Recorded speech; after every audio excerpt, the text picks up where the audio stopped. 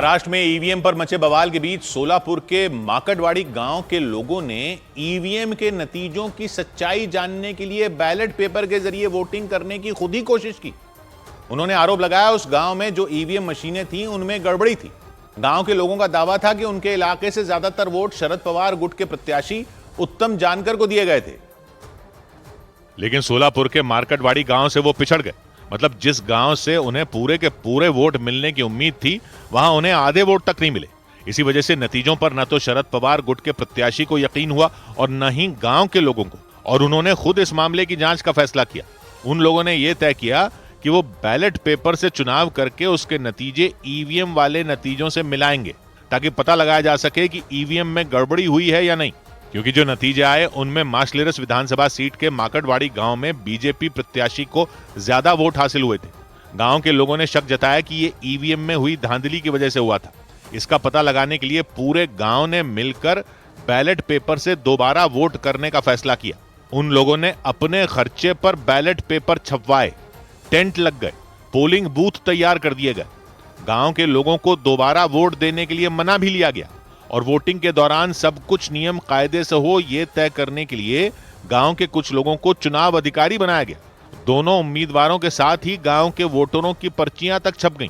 मतलब सब कुछ वैसा ही जैसा चुनाव में होता है, एकदम हूबहू।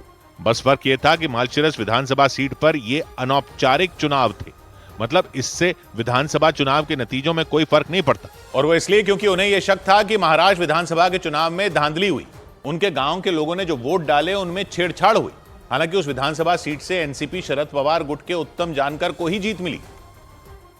लेकिन मार्केटवाड़ी गांव के ज्यादातर वोट शरद पवार वाली एनसीपी के बजाय बीजेपी को मिले और यही मामला उलझ गया, जिसके बाद बैलेट पेपर का सहारा लिया गया। क्योंकि उन लोगों को शक था कि ईवीएम से छेड़छाड़ हुई थी, इसी वजह से उन्होंने दोबारा वोट डाले। हालांकि उन्हें ऐसा करने से पहले ही पुलिस और प्रशासन ने रोक दिया। गांव के लोगों ने आरोप लगाया कि पुलिस के अधिकारियों ने उन्हें एक दिन पहले धमकियां भी दी। कल मत आओ, इधर 200-250 लोग आए थे, फार्मर्स आए थे, औरत आए थे कि मतदान को मत आओ। प्रशासन ने दलील दी कि मार्केटवाड़ी गांव के लोगों के इस कदम से माहौल बिगड़ सकता था। गांव के लोगों को यह चेतावनी भी दी गई कि अगर किसी ने इस तरह की वोटिंग में हिस्सा लिया तो उसके खिलाफ एक्शन लिया जाएगा। इसके लिए वहां के विधायक उत्तम जानकर की मदद भी ली गई। उन्हीं की वजह से गांव के लोगों और प्रशासन के अधिकारियों के बीच सहमति बन पाई। लेकिन सोलापुर के मार्केटवाड़ी गांव में ये बवाल इसलिए मचा क्योंकि वहां विधानसभा चुनाव का जो नतीजा आया था उससे नई बहस छिड़ गई। गांव के लोगों ने यह दावा किया कि उनमें ज्यादातर लोगों ने शरद पवार वाली एनसीपी को वोट दिए थे, लेकिन जब वोटों की गिनती हुई तो उस गांव के ज्यादातर वोट बीजेपी को मिले। मतलब मार्केटवाड़ी गांव के लोगों ने जो दावा किया, नतीजा उससे बिल्कुल उल्टा रहा। हालांकि वहां से एनसीपी शरद गुट के उत्तम जानकर ही विधायक बने, लेकिन मार्केटवाड़ी गांव के वोटों पर सुई अटक गई। क्योंकि मार्शलेरस विधानसभा क्षेत्र में आने वाले मार्केटवाड़ी गांव में वोटरों की कुल तादाद है 1900। इन 1900 वोटों में उत्तम जानकर को सिर्फ 843 वोट मिल पाए और उनके विरोधी बीजेपी के राम विट्ठल सतपुते को 1003 वोट मिले। जबकि गांव के ज्यादातर लोगों ने दावा किया कि उन्होंने उत्तम जानकर को जिताने के लिए वोट डाले थे। मेरे को 1500 से प्लस वोट मिलना चाहिए था और अपोजिशन में था उसको 400 वोट मिलना चाहिए था या 500 मिलना चाहिए था, लेकिन उल्टा हो गया क्या, और यही देखना था। मार्केटवाड़ी गांव के लोगों ने आरोप लगाया कि नतीजों में ये उलटफेर इसलिए हुआ क्योंकि ईवीएम में धांधली की गई और इसी वजह से उन्होंने बैलेट पेपर से इस चुनाव के नतीजे को चेक करना चाहा ताकि दूध का दूध और पानी का पानी हो सके। हालांकि उनकी ये कोशिश नाकाम रही क्योंकि पुलिस और प्रशासन ने उन्हें बैलेट पेपर से वोट करने से पहले ही रोक दिया। इधर सुप्रीम कोर्ट ने पोलिंग बूथों पर वोटरों की सीमा 1200 से 1500 करने के फैसले पर चुनाव आयोग को नोटिस भेजकर 3 हफ्तों के अंदर जवाब मांगा। चीफ जस्टिस संजीव खन्ना और जस्टिस संजय कुमार की बेंच ने चुनाव आयोग से फैसले के पीछे की वजह साफ करने के निर्देश दिए। एक पोलिंग बूथ मतलब एक ईवीएम।